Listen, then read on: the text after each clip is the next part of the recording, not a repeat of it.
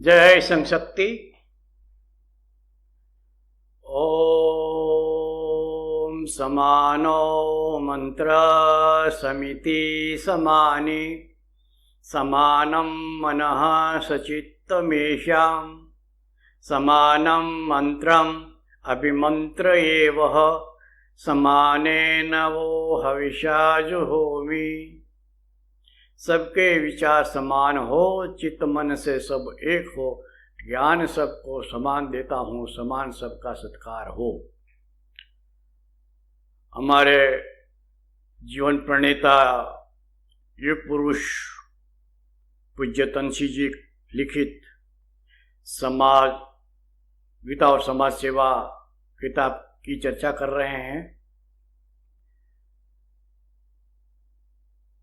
प्रकरण 10 संस्कारमय कर्म प्रणाली के बारे में पूज्य तनसी जी ने जो लिखा वो इतना गहन, इतना मूल्यवान, प्रेरक है कि जो लिखा है उस पर बहुत सा चिंतन करना पड़ता है, तब जाकर थोड़ा बहुत समझ में आ सकता है। इसलिए 2 कार्यक्रम तो इसकी चर्चा में बीत गए। अब ये तीसरा कार्यक्रम है जिसमें इस प्रकरण की हम पूर्णाहुति करना प्रयत्न करने का। हमने देखा कि प्रणाली क्या होती है, कर्म क्या होता है, संस्कार का महत्व, संस्कार कैसे दिया जाता है, यज्ञ, उसमें वेदों के यज्ञ और गीता के यज्ञ की चर्चा भी की। और एक सूत्र पूज्य तनसी जी ने जो दिया कि कर्म को कर्म में भस्म करना वो भी यज्ञ है, वह भी हमने समझने का प्रयत्न किया। भगवान मनु दर्शित 5 यज्ञ की जो बात है वो भी हमने देखा। और गीता में ज्ञान यज्ञ को भी यज्ञ कहा, ये भी हमने सुना। यज्ञ की उत्पत्ति, यज्ञ कर्म समुद्भव, ये भी हमने समझने का प्रयत्न किया। यज्ञ कर्म, स्वधर्म पालन, नैमित्तिक कर्म, ये सब एक दूसरे के पर्याय है और ऐसे कर्म करने में कोई दोष नहीं होता। ये भी हमने देखा, कर्म के बाह्य रूप में नहीं, भावना के रूप में हमको देखना चाहिए। उसकी चर्चा भी हमने विस्तार से की। ये भी देखा कि कर्म किए बिना तो रह ही नहीं जाता। भगवान भी कर्म करते थे और भगवान ने खुद ने अपने मुंह से कहा कि न कर्माणि लिप्यन्ते, मुझे कर्म लिपायमान नहीं करते। क्यों? मुझे कर्म में कोई स्पृहा नहीं है। और पद्मपत्र इव अंबुसा, जैसे कमल का पत्ता जल के ऊपर रहता है, जल उसको छूता नहीं, इसी तरह निष्काम यज्ञ ये गीता का केंद्रवर्ती विचार है। और अब आगे जो कुछ चर्चा के मुद्दे हैं, तनसी जी ने जो लिखा है, उन मुद्दों को समझने का हम प्रयत्न करेंगे। विद्वान लोग प्रवृत्ति मार्ग की भर्त्सना करते हैं, मतलब उसकी आलोचना करते हैं, क्योंकि प्रवृत्ति मार्ग, कुछ करने का मार्ग, कर्म, ये सदोष होते ही है। प्रवृत्ति करो, कुछ न करो, कुछ न करो, उसमें कुछ न कुछ दोष लगेगा। इसलिए उनका ये मानना है कि कर्म करो ही नहीं, दोष लगेंगे नहीं, न रहेगा बांस, न रहे बजेगे बंसरी। ये उन्होंने निवृत्त मार्ग का रास्ता बताया, निवृत्ति का, और वो गीता को मान्य नहीं है। गीता जिसको हम संन्यास और सन्यासी कहते हैं, उस स्वरूप को मान्य नहीं करती।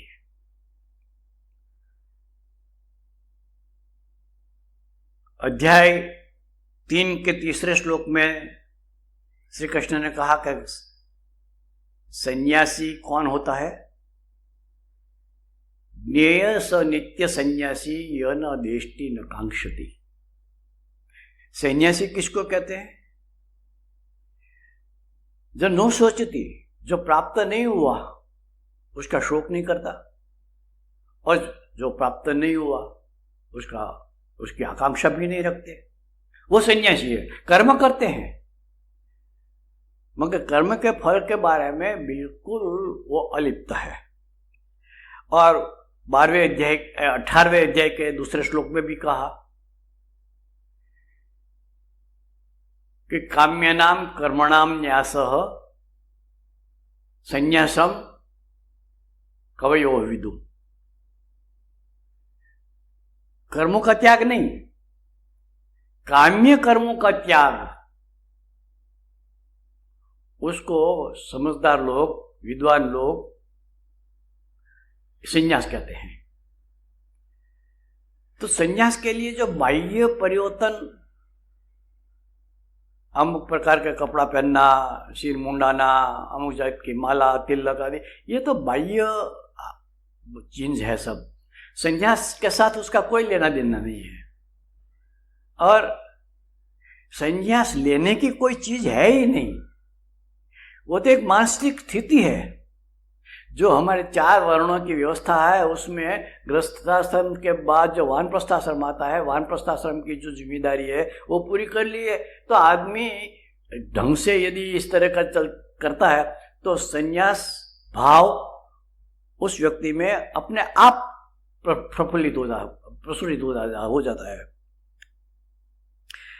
इसलिए कहेंगे हमने कर्म त्याग किया, तो कर्म त्याग किया होगा भी, ये कर्म किया ने, तो कर्मों का त्याग नहीं करना है, क्योंकि कर्म नहीं करेंगे तो ये जो गृहस्थाश्रम की व्यवस्था है उसका तो खंडन हो जाएगा। कई ऐसे संप्रदाय है ना जो छोटे बच्चों को संन्यास दे देते हैं, उनको सन्यासी साधु बना देते हैं। जिस बच्चे ने जीवन क्या है, कर्तव्य क्या है, मानव जीवन का मतलब क्या है, कुछ नहीं समझा, और उसको सीधे साधु बनाया, और फिर जब ये बच्चा बड़ा होगा, युवान बनेगा या युवती बनेगी, फिर जो प्राकृतिक अंदर से जो आवेग आएंगे उनको सहन करना, ये तो संस्कार है ही नहीं। ये कभी इसका सोचा ही नहीं था, और मार्गच्युत हो जाते हैं। इसलिए ये सबके लिए ऐसा संन्यास ये अच्छी बात नहीं है। जो प्रणाली, जो कार्यविधि, जो मार्ग, ये उचित होना चाहिए, सरल होना चाहिए। उदाहरण देते हैं पूज्य तंसी जी कि आपको जापान जाना है ना, तो कलकत्ता पहुंच जाओ, वहां से स्टीमर बैठ जाओ, स्टीमर में, और शंघाई, हांगकांग और होकर आप जापान पहुंच जाओ। उधर से नहीं जाना है तो मुंबई जाओ, वहां से हवाई जहाज से सीधा मॉस्को पहुंच जाओ, मॉस्को से दूसरी फ्लाइट ले लो जो सीधी मॉस्को जापान पहुंचाती है, रंगून जापान के शहर जापान पहुंचा देगी। तो कई मार्ग हो सकते हैं। कोई मार्ग में, किसी मार्ग में जाने से समय ज्यादा लगता है मगर पैसा कम होता है, किसी मार्ग से जाने से पैसा का खर्च ज्यादा होता है मगर समय कम लगता है। तो ये तो व्यक्ति पर आधार है, समय को बचाना है या समय को बचाना है। इसी तरह समाज जागरण ये आत्म कल्याण के लिए है, समाज जागरण ये एक बाई प्रोडक्ट है। व्यक्ति जब अपने आप को जगाता है, अपने आप को उठाता है, तो वो कभी अकेला नहीं उठ सकता। यदि व्यष्टि के रूप में वो समष्टि का विचार नहीं करेगा तो व्यष्टि कभी उत्थान, व्यष्टि का उठना कभी संभव नहीं है। क्योंकि जिस समाज में वो पला है, पोषित हुआ है, उसका विकास हुआ है, उस समाज की उपेक्षा करके केवल व्यक्तिगत साधना में लग जाए और समाज पड़े खाए में, तो वो उसकी साधना कभी सफल नहीं हो सकती। तो आत्मकल्याण है और इससे समाज जागरण हो गई, क्योंकि समाज को साथ में लेना है। और इसके लिए कौन सी प्रणाली अपनाई जाए, क्योंकि समय, संयोग, स्थल, परिस्थिति, इस उसके अनुसार प्रणाली बदलती है, मार्ग बदलता है, साधन बदलते हैं। तो जो नैमित्तिक कर्म हम करते हैं, नैमित, वो कभी कर्म बंधन नहीं डालते। काम्य कर्म है वो हमको बंधन में डालते हैं। कामना से किया, ये करने से मुझे ये फल मिलेगा, वो कामना हमको बंधन में डालती है। तो उस बंधन से मुक्त होने के लिए श्री कृष्ण ने बहुत सरल रास्ता बताया। सर्व कर्माणि अपि सदा कुर्वाण न मद व्यपाश्रय मत प्रसादात् आपनोति शाश्वतम पदम अव्ययम। मद व्यपाश्रय, ईश्वर का आश्रय लेकर, ईश्वर के परायण होकर, यहां श्री कृष्ण परमेश्वर के स्वरूप के हैं, तो उन्होंने क्या, मेरे परायण होकर जो सब कर्म है वो करते करते मत प्रसादात्, मेरी कृपा से। प्रसाद का मतलब होता है कृपा। हम जो प्रसाद का अर्थ करते हैं ना, वो यहां नहीं है। प्रसाद का मतलब ईश्वरी कृपा। तो कहा मत प्रसादात्, मेरी कृपा से, शाश्वतम पदम अव्ययम आपनोति, ऐसा जो करता है, मेरे परायण होकर जो कर्म करता है, सर्व कर्म करते हुए भी मेरी कृपा से वो शाश्वत और अव्ययी पद प्राप्त करेगा। ईश्वर कृपा जब होती है तो गीता के दूसरे अध्याय के 65वें श्लोक में स्पष्ट कहा, प्रसादे सर्व दुखानां हानिरस्य पुजायते प्रसन्न चेतसो यासु बुद्धि पर्यवतिष्ठते। कितनी अच्छी बात की कि जब ईश्वर की कृपा होती है तो सभी दुखों की हानि होती है, मतलब सभी दुख दूर हो जाते हैं और आदमी प्रसन्न हो जाता है। दुख है नहीं तो जिनका चित्त प्रसन्न है, उसकी बुद्धि तुरंत स्थिर हो जाती है। तो ये तो परमात्मा में स्थिर बुद्धि हो गई, वही है बुद्धि योग, वही है बुद्धि का अवलंबन।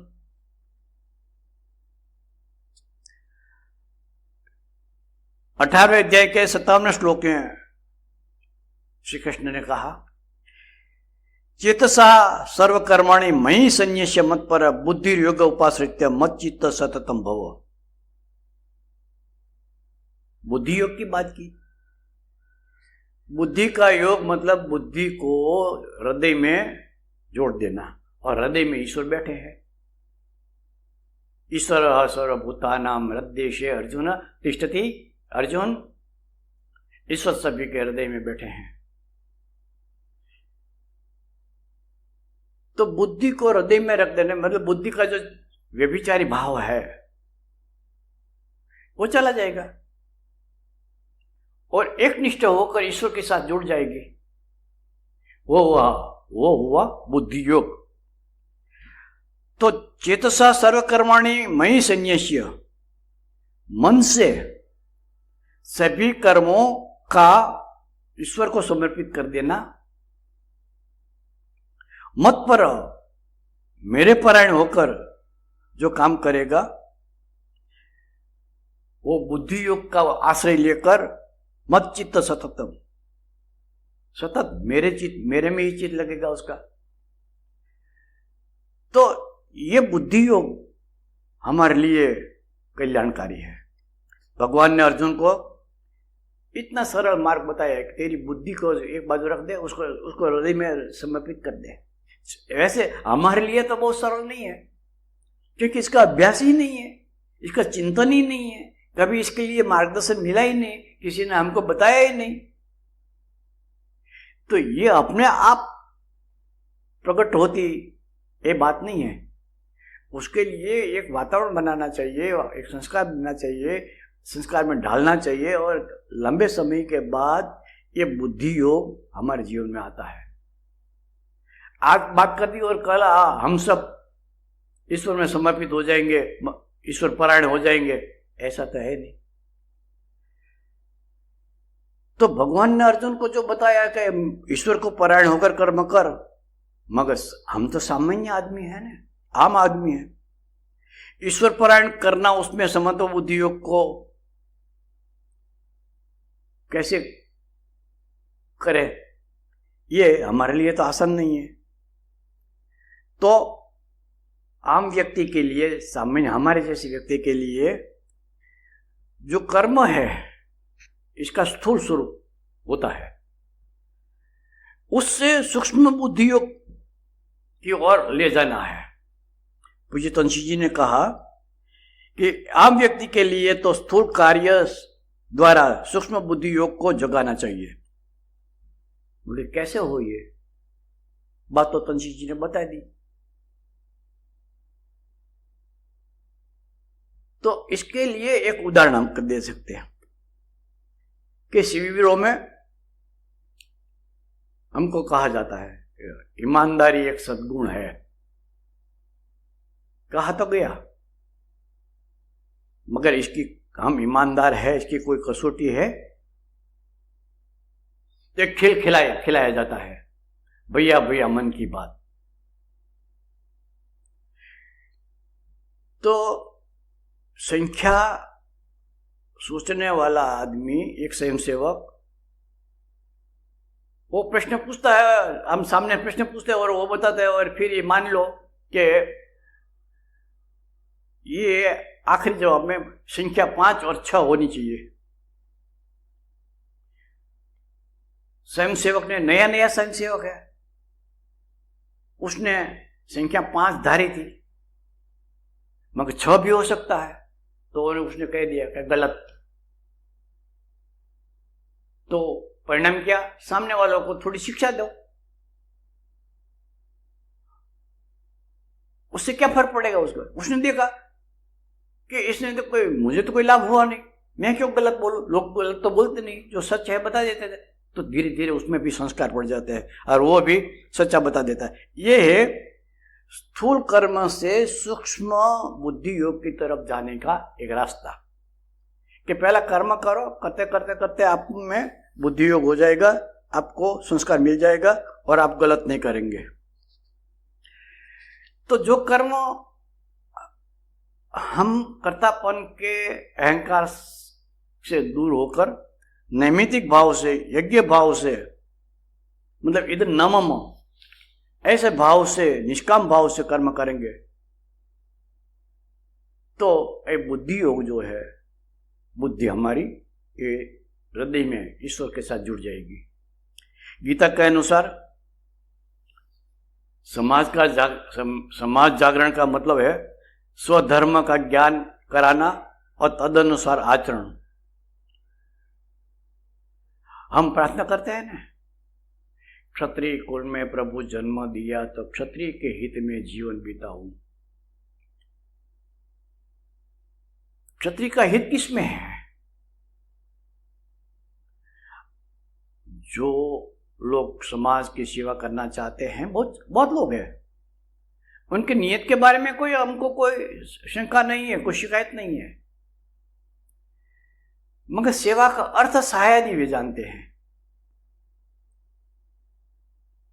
संतों ने लिखा है, सेवा धर्म परम गहन योगिनाम अपि अवगम्य। योगी लोग भी जिसको ढंग से समझ नहीं सकते, ऐसा सेवा धर्म परम गहन है। और बना दी एक संस्था, थोड़ा सदस्य बना दिए और एक दो कार्यक्रम किए और मान लिए हम तो समाज की सेवा कर रहे हैं। ये सेवा नहीं है। समाज में क्या परिवर्तन आता है उससे?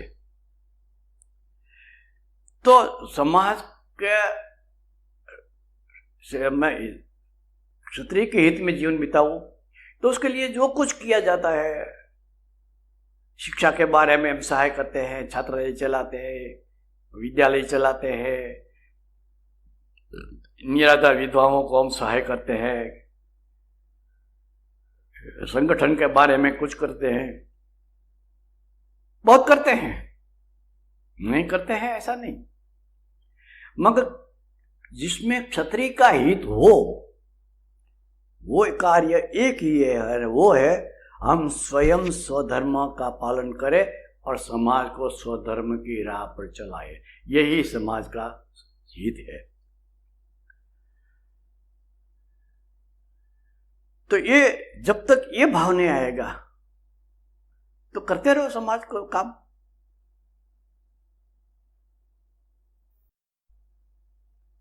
कोई चिंता नहीं, जरूरी है।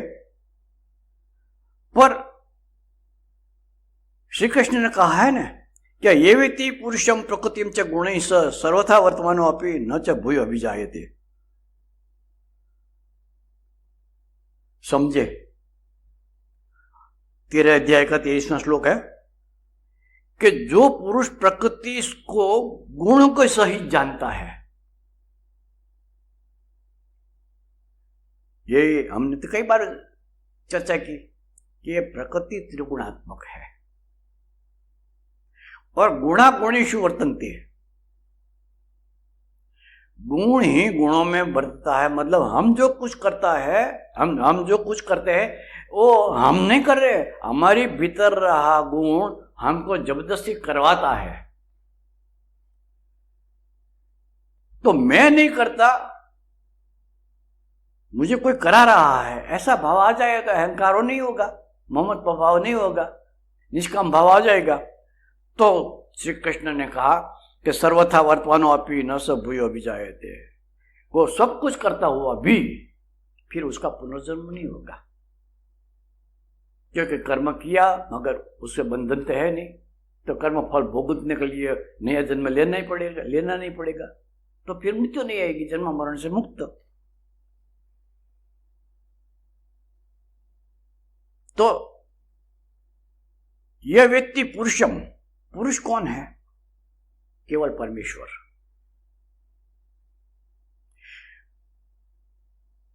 ये हमारी जो पुरुष और स्त्री की जो व्याख्या है, इस बारे में ये चीज नहीं यहां है।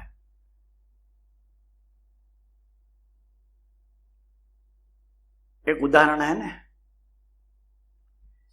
कि मेरा भाई एक वक्त वृंदावन गई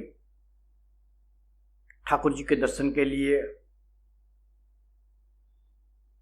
तो पुजारी ने कहा कि यहाँ पुरुष के सिवाय कोई दर्शन कर नहीं सकता। तो मीरा ने पूछा कि मेरे ठाकुर के सिवाय और भी कोई इस वृंदावन में पुरुष है? पुजारी समझदार था,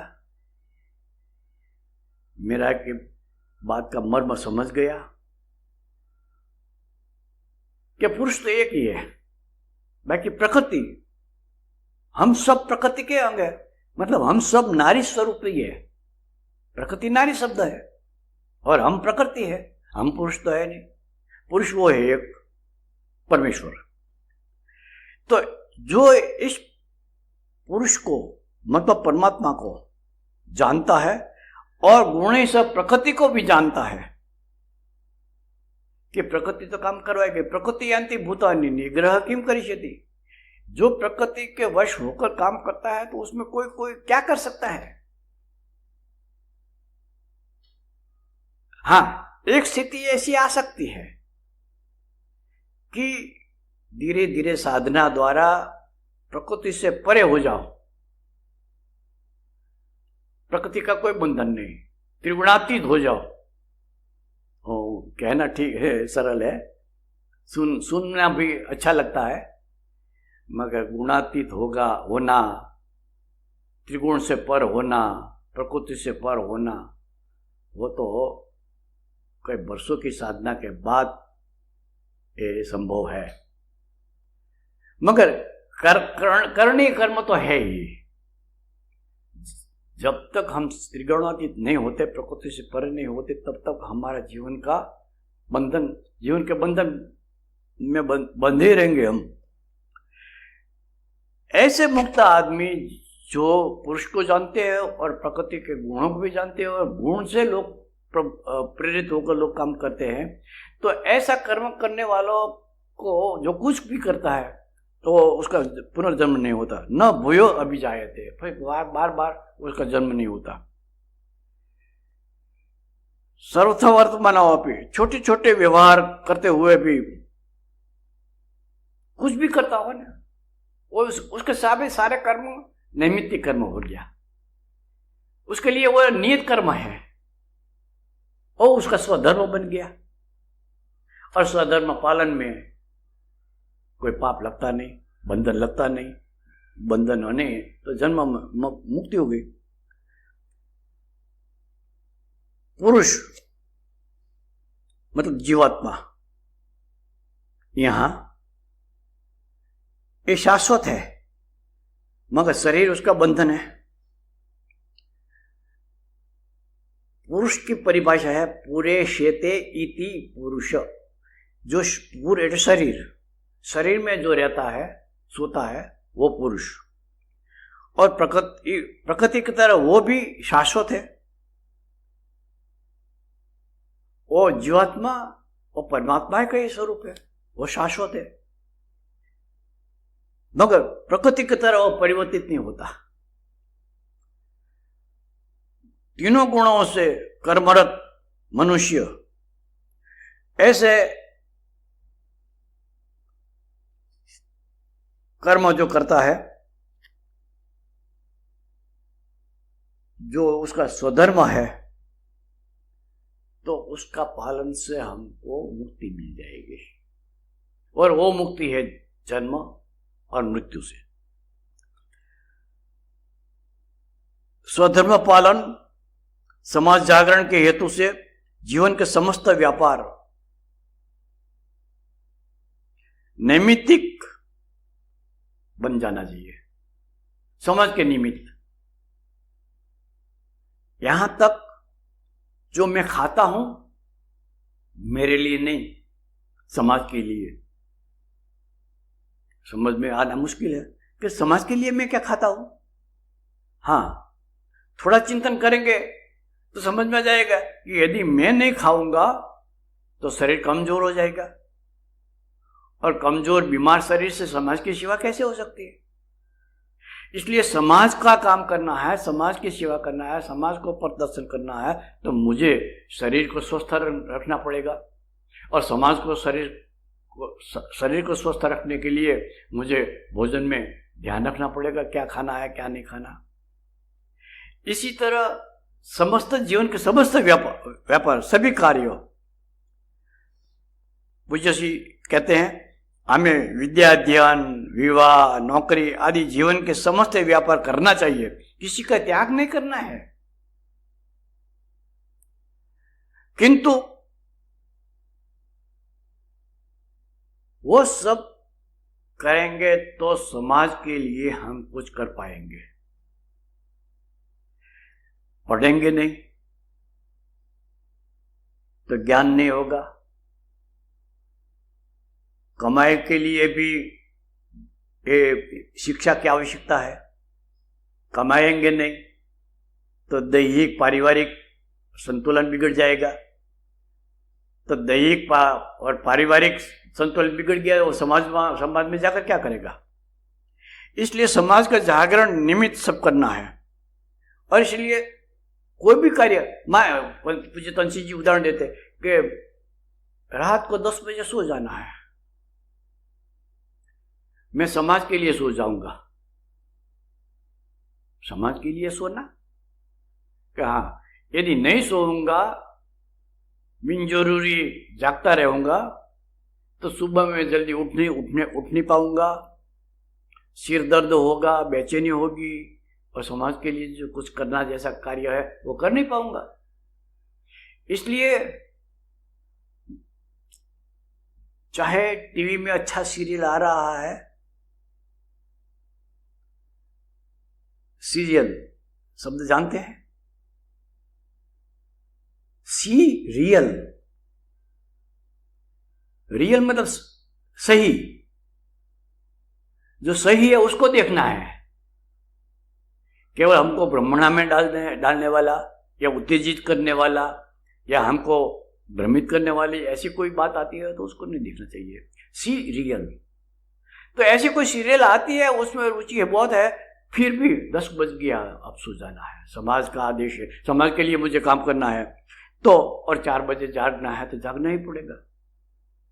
चाहे रजाई से बहुत प्यार हो और छोड़ना नहीं चाहते हम, मगर छोड़ना पड़ेगा, समाज के लिए छोड़ो। तो ये कार्य, ये नैमित्तिक कार्य हो गया। सोना भी समाज का कार्य, खाना भी समाज का कार्य, जागना भी समाज का कार्य। तो परिवार में, संघ में हमारा नित्य कर्म सोना, जागना, खाना, खेलना आदि सब होते और एक साथ होते हैं ना। तो अकेला थोड़ा खाता है, अकेला थोड़ा खेलता है, उसमें सामूहिक जीवन का निर्माण होता है। ये प्रकरण है ना, सामूहिक कर्म प्रणाली, संस्कार प्रणाली। तो ये समूह का कल्याण, संस्कार, समूह में कल्याण, संस्कार का निर्माण करना है।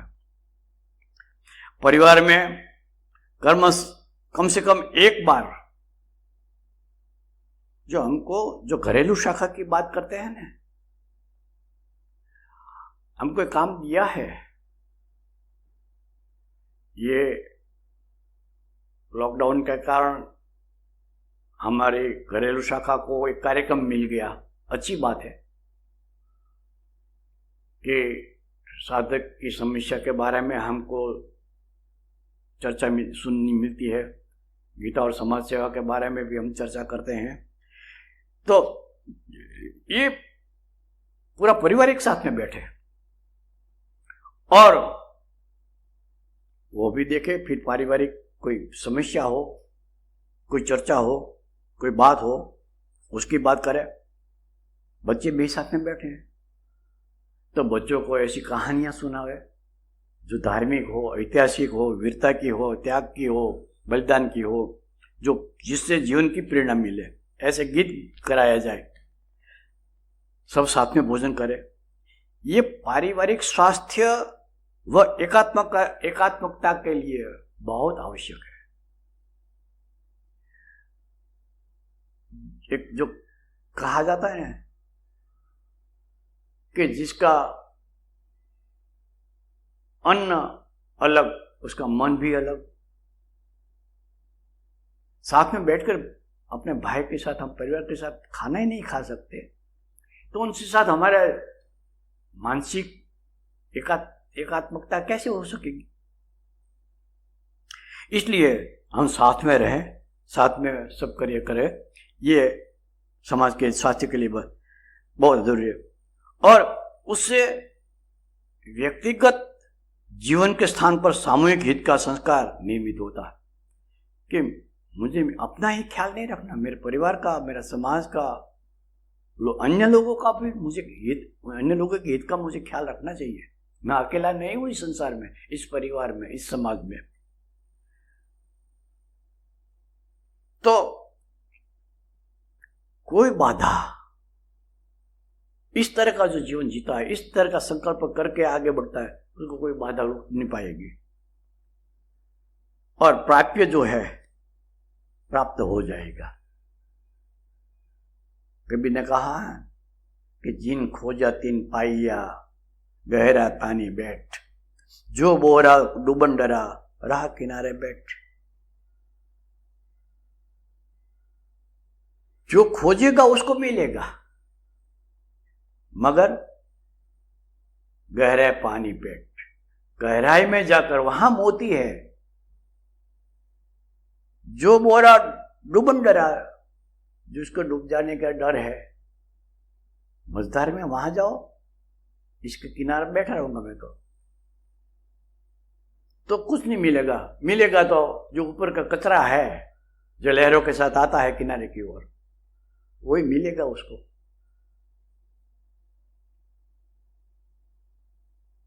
मूल्यवान मोती पाना है तो पागल बन जग बंधन तोड़े, कूद पड़े मझधार, धार से डरने वाले।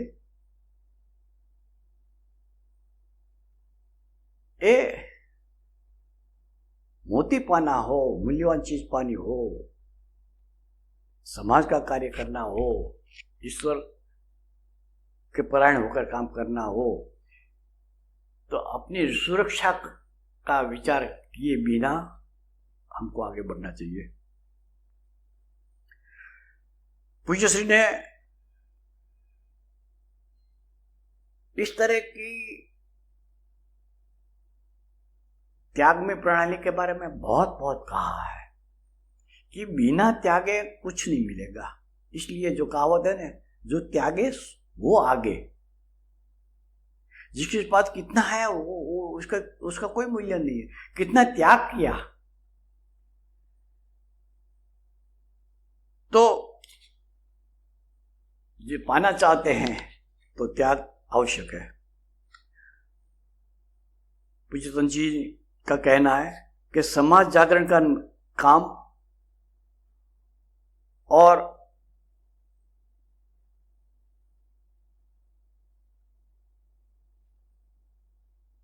करना है समझ का काम, और नजर है हमारे नेता की ओर। कार्यक्रम करना है, अधिवेशन करना है, मीटिंग करनी है। अभी हमारे समाज का अग्रणी अगुआ नेताजी पधारे नहीं है, और यदि वो नहीं आते तो कुछ नहीं। हमारे नेताजी नहीं पधारे, हमारे समाज के अध्यक्ष श्री नहीं पधारे हैं, तो आज की मीटिंग हम पोस्टपोन रखते हैं, मुलतवी रखते हैं। और यदि साहस करके कि नहीं आए तो नहीं आए, चलो अपना काम करें, तो वो नेता नाराज होगा और आपके कार्य में बाधा डालेगा। ऐसे नेताओं को समाज में न तो अनुशासन आएगा, ऐसे नेता का जो समाज होगा उसमें अनुशासन क्या होगा? खुद अनुशासित नहीं है, अहम भाव से घेरा हुआ है, तो उसके नीचे का समाज का तो सत्यानाश ही होगा। न उसमें अनुशासन होगा, न अहम भाव मिटेगा, न परिस्थिति निरपेक्ष काम हो सकता। समाज की सुविधा विकास हित के सामने व्यक्तिगत सब गौण बन जाएगा, और समाज में संस्कार का वातावरण, व्यक्तिगत बात गौण बनेगी, तभी जाकर एक संस्कारमय प्रणाली बनती है। बाकी मरुस्थल में जो दिखता है कि वहां पानी है, वो पानी नहीं है, वो मृगजल है, उससे प्यास नहीं बुझेगी। इसलिए गीता ने यदि कार्य सफल करना है तो कोई शर्त बताई है। अब उसके बारे में लगता है कि इस चर्चा थोड़ी लंबी हो जाएगी, अभी तो समय हो रहा है, तो यहाँ हम इसको खत्म, और अगले कार्यक्रम में इसका थोड़ी चर्चा करके फिर आगे के प्रकरण में हम जाएंगे। तो अभी तो यहाँ रुकेंगे। संग दक्ष। ओम शौर्यं तेजो धृतिर्दाक्ष्यं युद्धे चाप्य पलायनम दानमीश्वर भावश्च क्षात्रं कर्म स्वभावजम्।